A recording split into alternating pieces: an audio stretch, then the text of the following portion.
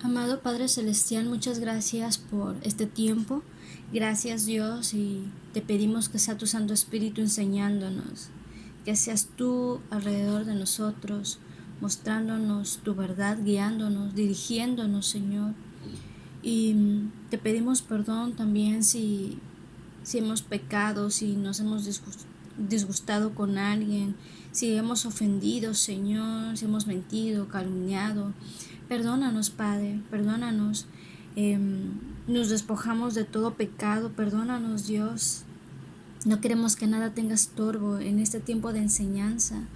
Ayúdanos a dejar de un lado la ira, el afán, la arrogancia y comenzar verdaderamente una vida genuina, un cristianismo verdadero, Señor, porque el ser creyente, el ser cristiano es ser un seguidor de Cristo. Ayúdanos entonces a demostrar ese verdadero arrepentimiento y esa genuina búsqueda por ti, Señor. Por eso estamos aquí, que queremos aprender más de ti, y conforme vamos aprendiendo, ayúdanos a ir depurando de nuestras vidas todas esas cosas que estorban, para que nosotras podamos menguar y tú puedas crecer en nuestro carácter, en nuestra temple y en todo lo que somos, Señor. Gracias, te lo pedimos y te lo agradecemos. Amén. Bueno, vamos a continuar nuestra enseñanza. Estamos en Primera de Timoteo, capítulo 3. Ya vimos los requisitos de los obispos y hoy vamos a ver los requisitos de los diáconos. Así que vamos a leer del 8 al 13. Dice así la bendita palabra de Dios. Los diáconos, asimismo, deben ser honestos, sin doblez, no dados a mucho vino, no codiciosos de ganancias deshonestas, que guarden el misterio de la fe con limpia conciencia, y estos también sean sometidos a prueba primero, y entonces ejerzan el diaconado, si son irreprensibles. Las mujeres, asimismo, sean honestas, no calumniadoras ni sobrias, sino sobrias, fieles en todo. Los diáconos sean maridos de una sola mujer y que gobiernen bien sus hijos y sus casas. Porque los que ejerzan bien el diaconado ganan para sí un grado honroso y mucha confianza en la fe que es en Cristo Jesús. Ok, amén. Bueno, el diaconado es otro oficio u otro tipo de servicio que se da dentro de la iglesia local. Ya vimos que están los obispos, pero también junto a los obispos están los diáconos. En griego, diácono significa diaconos, que a su vez deriva del latín diaconus, que significa servidor o ministro, ¿sí? Y viene de la palabra usada en el Nuevo Testamento para designar una posición especial dentro de la iglesia local.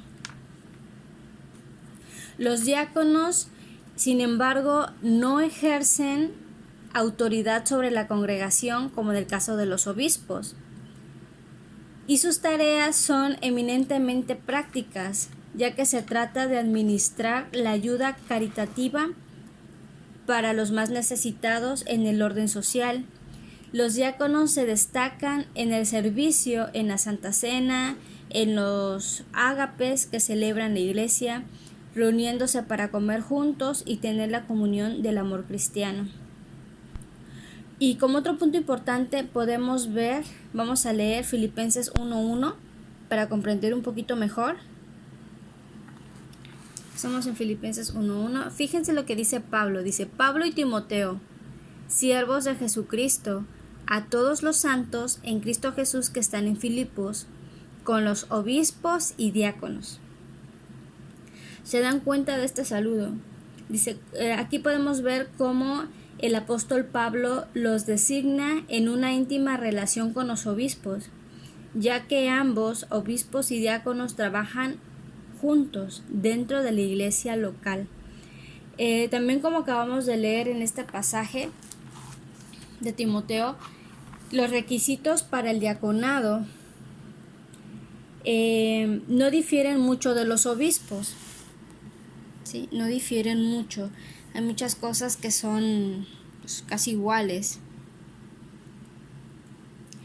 Sin embargo, también podemos notar algunas cositas. Vamos a leer Romanos capítulo 12, versículo 6. Bueno, Romanos 12, 6. Como les dije, entonces la palabra diácono significa servidor, ministro.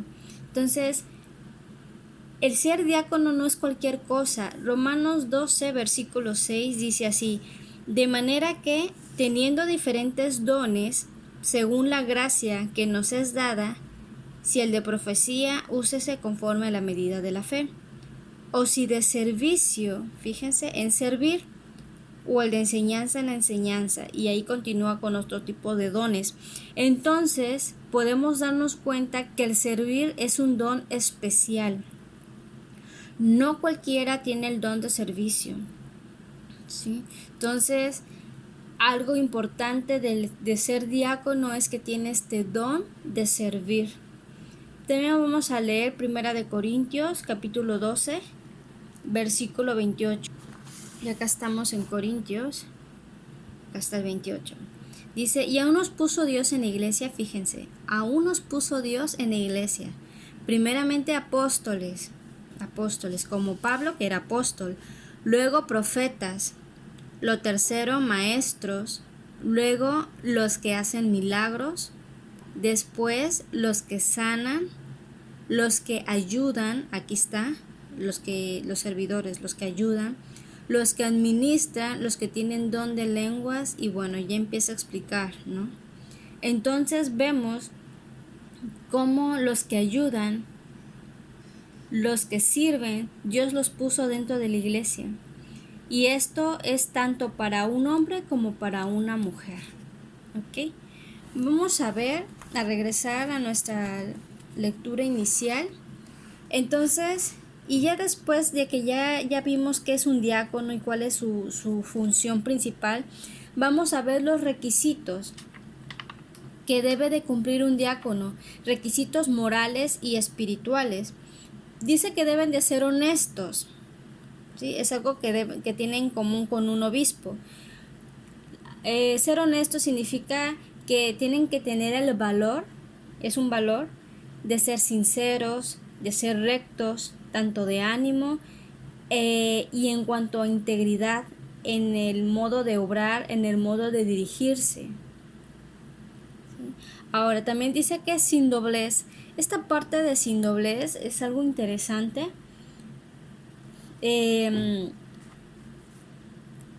Significa que la persona no debe caer en la hipocresía, no debe de ser falsa, no debe de ser engañoso, sino que debe de ser alguien confiable. ¿Sí? Pero esta parte de sin doblez tiene un sentido, la verdad que muy, muy profundo.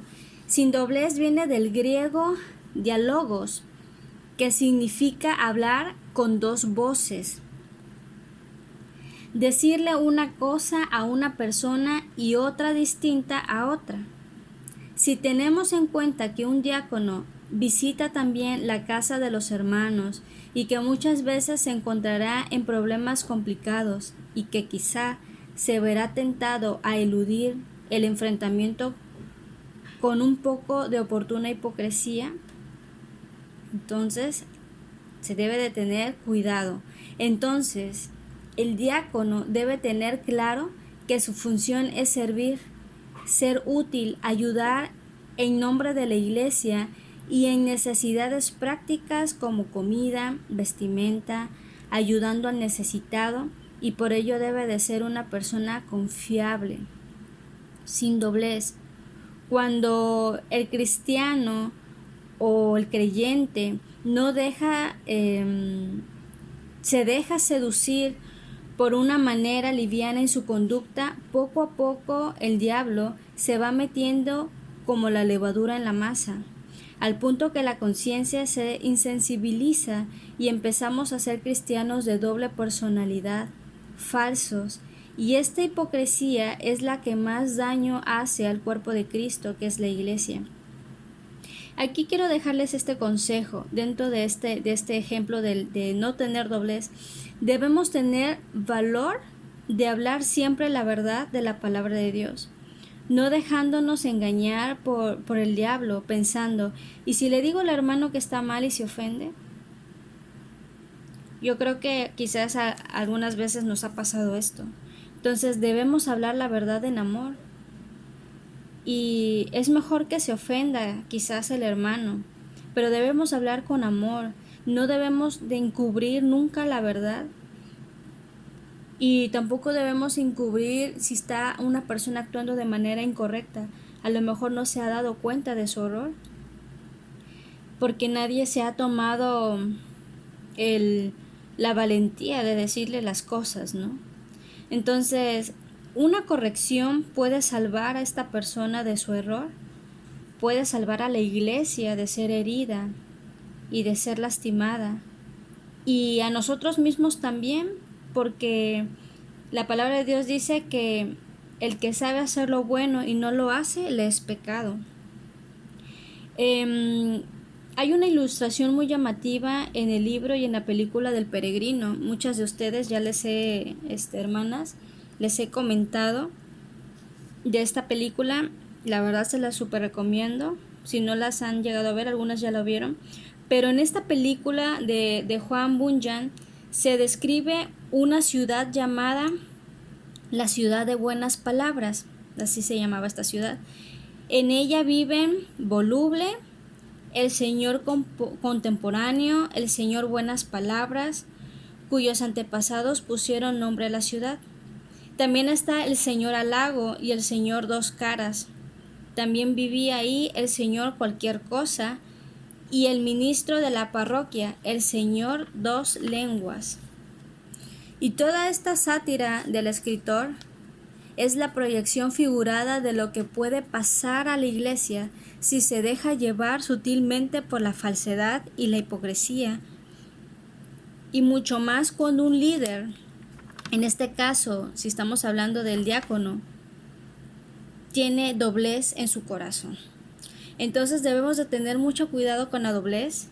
Si nosotros mismos hemos caído en esas dos lenguas, en esas dos caras, si hemos querido aparentar algo que no somos, el hacernos el muy íntegros, el muy intachables, cuando nosotros mismos a solas sabemos que no lo somos, entonces esto es un llamado para ti y para mí, de no tener doblez en nuestro corazón y en nuestra vida. Debemos de tener cuidado en nuestras palabras, cuidado en nuestra forma de ser con las personas, ¿sí?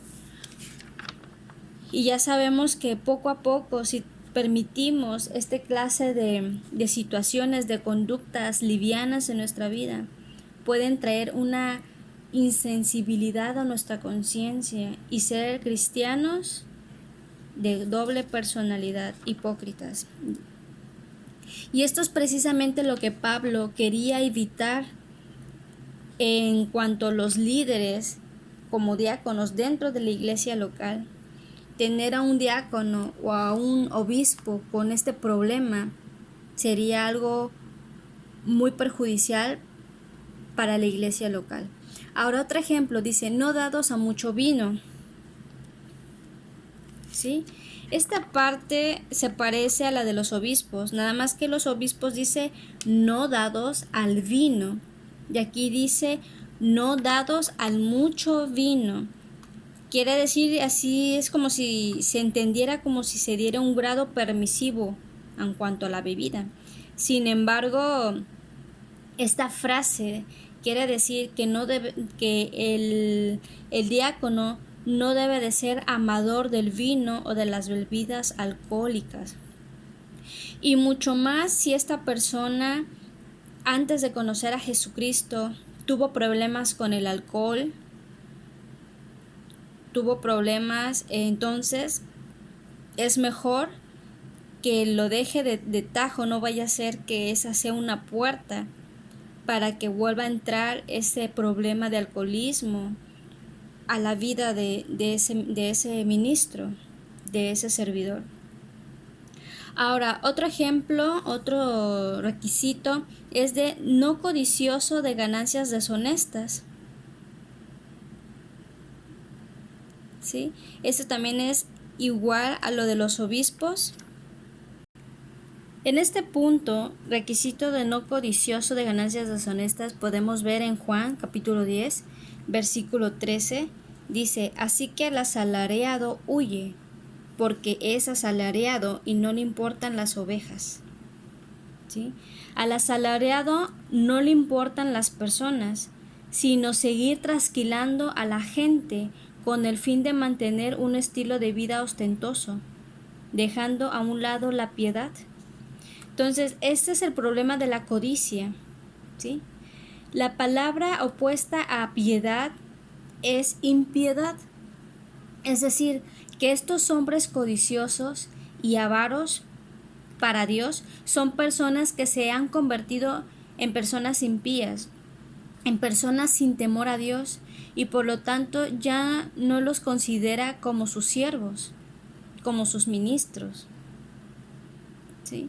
El apóstol Pablo aborrecía de tal manera a este tipo de hombres que le ordenó a Timoteo apartarse de los tales, porque eran corruptos de entendimiento y privados de la verdad, que toman la piedad como fuente de ganancia. ¿Sí? O sea que las personas que ya caen en este problema de avaricia, de codicia, en ganancias deshonestas, de hacer uso de ese tipo de rangos dentro de las iglesias para sacar dinero o para sacar provecho de otro tipo, ya no son personas fieles, sino son personas impías, que ya no son siervos de Dios, sino hasta incluso siervos de Satanás. ¿Ok?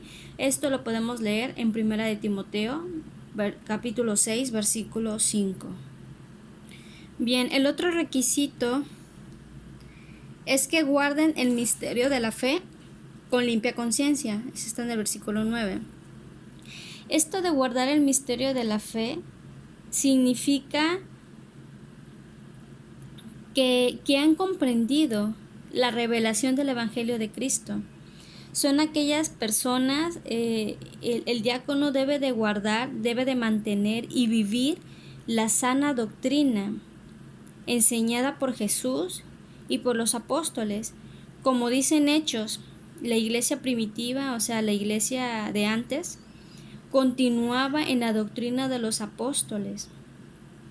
Y eso es algo que nosotros debemos seguir. Debemos de guardar el misterio de la fe. ¿Por qué misterio? Porque antes en el Antiguo Testamento no se conoció realmente el Evangelio, o sea, estuvo encubierto. Pero ya en el Nuevo Testamento tenemos con claridad lo que Jesucristo mostró a través de sus palabras. Y continuó, sus antecesores fueron los apóstoles. Por eso es que tenemos nosotros que continuar en la doctrina de los apóstoles. ¿Sí? Y si mantenemos esta doctrina de los apóstoles, pues nos vamos a alejar de las doctrinas falsas que no tienen nada que ver con la deidad de Cristo. Ahora, otro ejemplo de requisitos es que deben de ser maridos de una sola mujer. Aquí en el 12. Sí, maridos de una sola mujer. Quiere decir que son personas que no practican la poligamia. Es el mismo requisito para los obispos. ¿Sí? Ahora, que gobiernen bien su casa.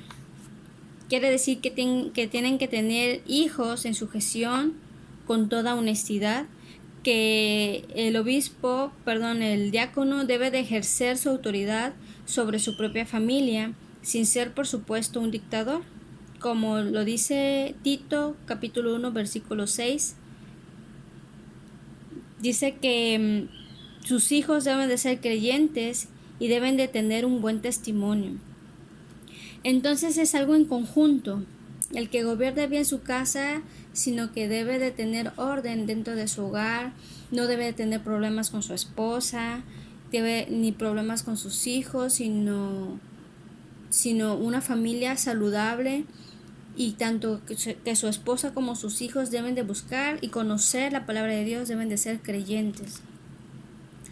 Ahora, un ejemplo importante de todo esto del servicio lo podemos ver en Hechos capítulo 6. Vamos para allá. Aquí en Hechos 6 vamos a leer cómo fueron escogidas 7 personas para servir, en este caso a las viudas, para que no fueran desatendidas en cuanto a su alimento, en servirles a la mesa su comida, ¿sí? Y vamos a ver cómo la iglesia primitiva resolvió este problema. Dice: en aquellos días, como crecía el número de los discípulos, hubo murmuración de los griegos contra los hebreos, de que las viudas de aquellos eran desatendidas en la distribución diaria. Entonces los 12, o sea, los apóstoles, convocaron a la multitud de los discípulos y dijeron: no es justo que nosotros dejemos la palabra de Dios para servir a las mesas. Servir a las mesas, fíjense. Buscad pues, hermanos, de entre vosotros a 7 varones de buen testimonio, llenos del Espíritu Santo y de sabiduría, a quienes encarguemos de este trabajo, y nosotros persistiremos en la oración y en el ministerio de la palabra. Agradó la propuesta a toda la multitud, y eligieron a Esteban, varón lleno de fe y del Espíritu Santo, a Felipe, a Prócoro, a Nicanor, a Timón, a Parmenas y a Nicolás, prosélito de Antioquía, a los cuales presentaron ante los apóstoles, quienes orando les impusieron las manos, y crecía la palabra del Señor, y el número de los discípulos se multiplicaba grandemente en Jerusalén. También muchos de los sacerdotes obedecían a la fe. Entonces, ¿qué dice todo este relato? En el versículo 2 dice que los escogieron de entre la multitud de los discípulos. Quiere decir que estos eran miembros de la iglesia, ¿sí? Porque los escogieron entre la multitud de los discípulos. En el versículo 3 dice que buscaron varones, hombres, con las siguientes cualidades: 1, buen testimonio; 2, llenos del Espíritu Santo; y 3, llenos de sabiduría. Ahora el versículo 4 dice que mientras los 12, o sea, los 12 apóstoles, los que anduvieron con Jesús, continuarían en la oración, en la enseñanza de la palabra de Dios. Y ya después dice en el versículo 5 quiénes los nombres de los 7 escogidos. Y en el versículo 6 dice que los 12, o sea, los apóstoles, oraron por ellos poniéndoles las manos. Esa fue la manera en que resolvieron el problema. Pero quiero aterrizar aquí en las cualidades: buen testimonio, llenos del Espíritu Santo, llenos de sabiduría, y en el caso de Esteban, en el versículo 5, lleno de fe. ¿Sí? Entonces, esto debe de ser una cualidad importante en los diáconos, y también lo podemos implementar dentro de los obispos. Pero quiero hacer aquí un alto en lleno del Espíritu Santo, ¿sí? Porque bueno, buen testimonio sabemos que pues daba un buen ejemplo, su forma de vivir es una vida. Creo que el testimonio son una de las cosas que no se pueden ocultar, entonces es algo que se entiende.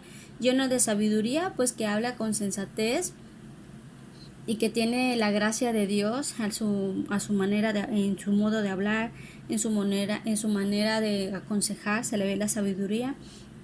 Y lleno de fe, pues bueno, que eso también es algo que se ve con una persona ahora. Tú puedes ver si tiene fe, o ante un problema, una problemática, ves de qué manera se mantiene fiel en su perspectiva y en su confianza con el Señor. Es algo que se ve, pero lleno del Espíritu Santo, quizás para algunos sea alguna duda, ¿no?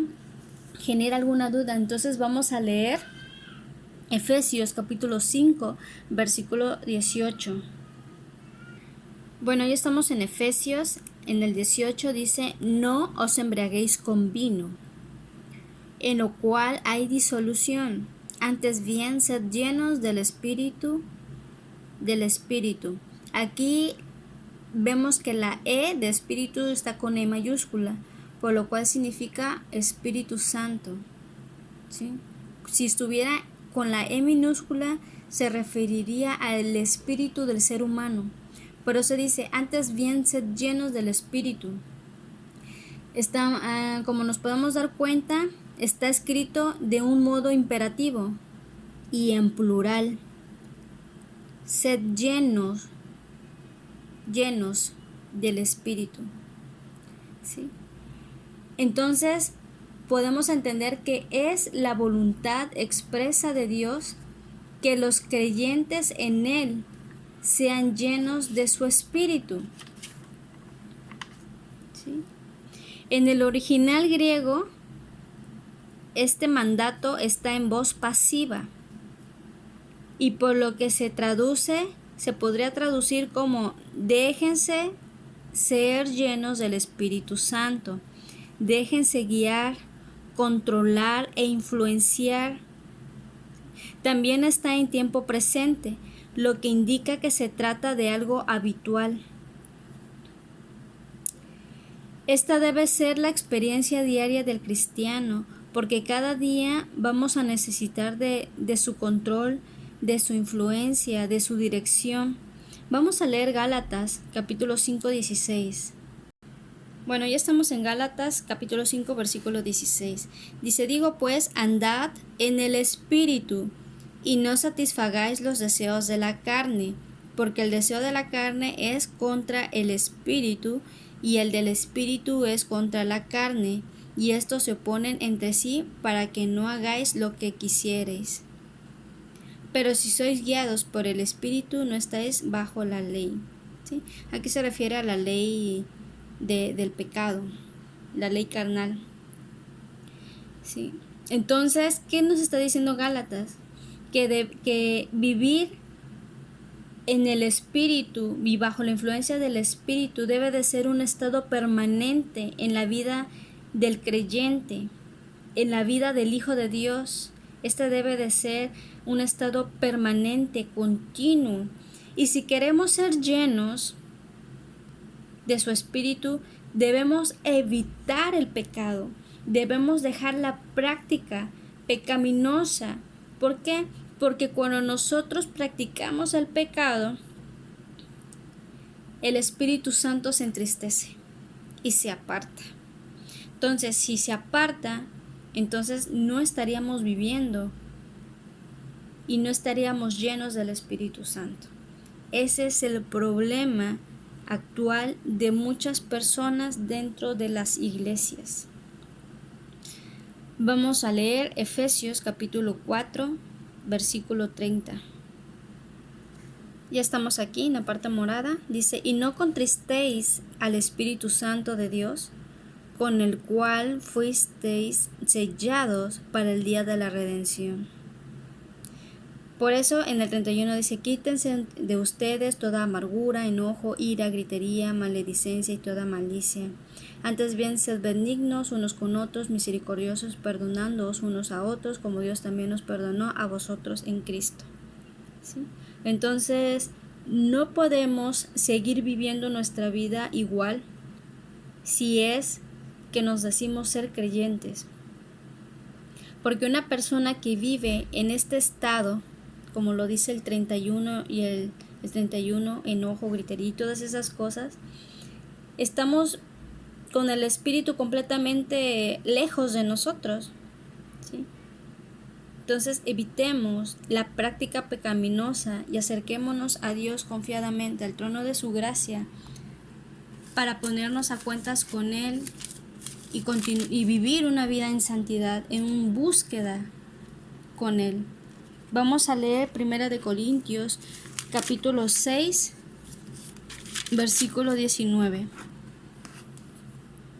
Dice: ¿O ignoráis que vuestro cuerpo es templo del Espíritu Santo, el cual está en vosotros, el cual tenéis de Dios, y que no sois vuestros? ¿Sí? Entonces, ¿qué quiere decir aquí? Que el Espíritu Santo de Dios mora en nuestro cuerpo, y eso es algo que muchos olvidamos, ¿sí? Por eso debemos de tener cuidado con lo que vemos, con lo que escuchamos, cómo vestimos. Debemos de tener amor y cuidado en cómo tratamos a los demás. ¿Por qué? Porque el Espíritu Santo mora dentro de nosotros.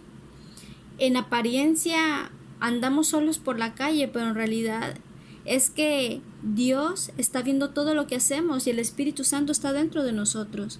Entonces, imagínense, si nosotros hemos nacido de nuevo y hemos sido ya sellados por el Espíritu Santo de la promesa de Dios, que es el Espíritu Santo, entonces, ¿con qué cara vamos a ver pornografía? ¿O vamos a gritarle a nuestro vecino? ¿O vamos a menospreciar al pobre? ¿O vamos a tratar mal a alguien? ¿O vamos a envidiar? Etcétera, etcétera, etcétera. Entonces, no contristemos al Espíritu Santo si es que en realidad queremos ser llenos del Espíritu Santo. Y a lo mejor digas, bueno, no me interesa ser obispo, ni me interesa ser diácono. Pero la realidad es de que aunque no tengamos esos puestos, si nos decimos ser hijos de Dios, debemos andar en santidad como hijos de luz, como hijos de Dios y no como hijos de desobediencia. Bien, ¿cuál es el otro punto de nuestra enseñanza principal? ¿Sí? Bueno, ya vimos en Hechos, entonces, cuáles son las características de buen testimonio, llenos del Espíritu Santo, llenos de sabiduría, llenos de fe, honestos, sin doblez, no dados al mucho vino, no codiciosos de ganancias deshonestas, que guardan el misterio de la fe, maridos de una sola mujer y que gobiernen bien su casa. Ahora, hay algo importante. También están los requisitos para las mujeres, como dice el versículo 11. ¿Sí? Este punto se puede tomar de dos maneras. ¿Sí? Que se refiere a las esposas de los diáconos o bien directamente se refiere a la mujer como diaconisa. Pero como quiera que sea la recomendación, podemos ver que en la iglesia primitiva existieron diaconisas. Y un ejemplo de estos es Romanos capítulo 16, versículo 1. Podemos leer que la hermana Febe fue diaconisa de la iglesia en Cencrea. ¿Sí? Bueno, ¿y por qué digo que se puede tomar de estas dos maneras? Porque si se dan cuenta, habla aquí de los diáconos, de los varones, no dados a mucho vino. ¿Y por qué me refiero a diáconos varones? Porque aquí, hasta el 10, de ahí se salta el 11, el 11, y el 12 continúa con los diáconos, que dice, sean maridos de una sola mujer. Entonces me doy cuenta que todo esto es para el varón.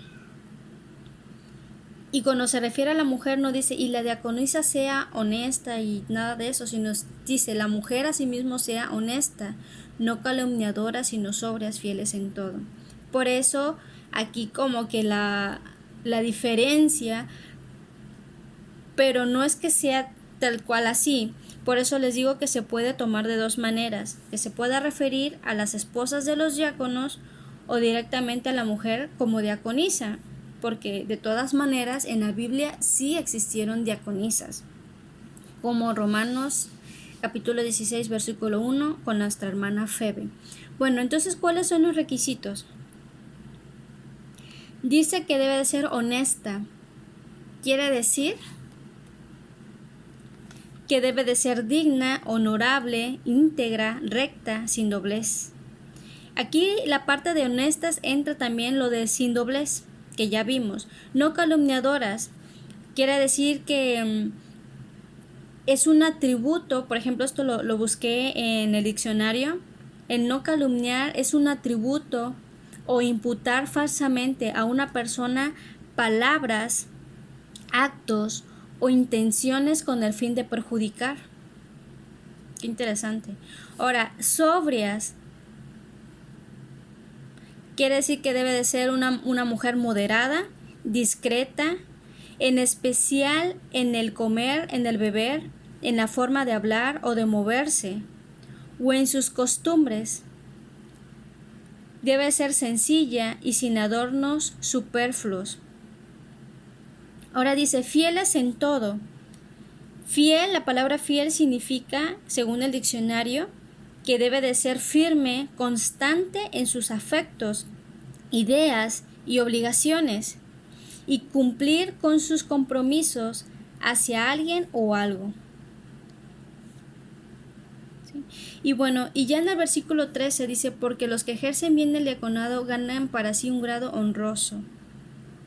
Y esto me recuerda a lo que dice Mateo, capítulo 25, versículo 21. Y su señor le dijo, bien, buen siervo y fiel, sobre poco has sido fiel, sobre mucho te pondré, entra en el gozo de tu señor. Por lo que significa que quizás pueda alcanzar por nombramiento de Dios el ministerio de anciano o de pastor, o bien desempeñar un cargo con mayor responsabilidad. Entonces vamos a orar. Gracias, amado Padre Celestial, por tu palabra, por tu enseñanza de hoy sobre los diáconos. Gracias porque vemos que es un grado honroso el servir a los demás, y en este caso como el ministerio de servicio, de diaconado, es algo honroso, Señor. Ayúdanos, Padre, ya seamos hombres o mujeres, a vivir dentro de estos requisitos, porque es algo bueno, es algo honorable, es algo justo y agradable delante de tus ojos, ser honestos, ser intachables, ser fieles, sobrios, y también tener ese grado de madurez espiritual, Señor. Ayúdanos a ser hombres y mujeres con requisitos morales y espirituales intachables, Señor, delante de ti, Señor, porque no queremos agradar a los hombres, sino agradarte a ti, y sobre todo toma el control de nuestro corazón, que en nuestra vida no haya doblez, Señor, que no seamos hipócritas, Dios, en nuestra manera de tener la fe en ti y en nuestra manera de comportarnos, a tener verdaderamente un testimonio recto delante de tus ojos y delante de nuestra familia y delante de nuestras amistades, Señor, y de las personas que nos conozcan, para no ser piedra de tropiezo para nadie, Señor. Y Dios, perdónanos si en algún punto te hemos sido desleales, hemos criticado, hemos andado impíamente, lejos de la piedad que debemos de tener para con los demás. Perdónanos, Señor, y ayúdanos a ser llenos, a anhelar ser llenos del Espíritu Santo, a anhelar ser llenos de sabiduría y llenos de fe, Señor. Te lo pedimos, Padre Santo. Gracias por esta enseñanza, amado Dios. Bendice a todos aquellos que me ven, que están escuchando, Dios. Sean bendecidos todos en sus hogares. En el nombre de Jesús te lo pedimos y te lo agradecemos. Amén.